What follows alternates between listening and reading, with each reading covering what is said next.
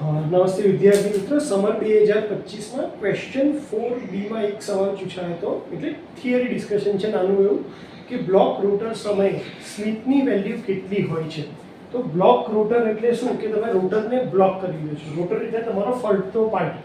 એનો મતલબ કે તમારી એ વખતે એકચ્યુઅલ સ્પીડ કેટલી થઈ જશે રોટર બ્લોક હોય તો એની વેલ્યુ થઈ જશે 0. તો જો તમને સ્લિપ શોધવાની કીધી હોય તો સ્લિપ ઇક્વલ ટુ શું થાય? ns minus na upon ns. હવે અહીંયા ns ની વેલ્યુ તો કેટલી છે? 0. એટલે તમારી સ્લિપની વેલ્યુ શું થશે? તો કે ns છેદમાં ns બંને કેન્સલ થશે, તો સ્લિપની વેલ્યુ થશે 1. તો બ્લોક રોટર ટેસ્ટ વખતે સ્લિપની વેલ્યુ હંમેશા કેટલી હોય છે? 1.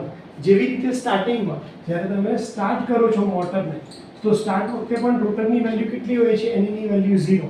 તો સ્ટાર્ટ વખતે પણ સ્લિપની વેલ્યુ કેટલી હોય છે? 1. તો હોપ કે તમને આ સિમ્પલ કન્સેપ્ટ નાનો ખ્યાલ આવી ગયો હશે. થેન્ક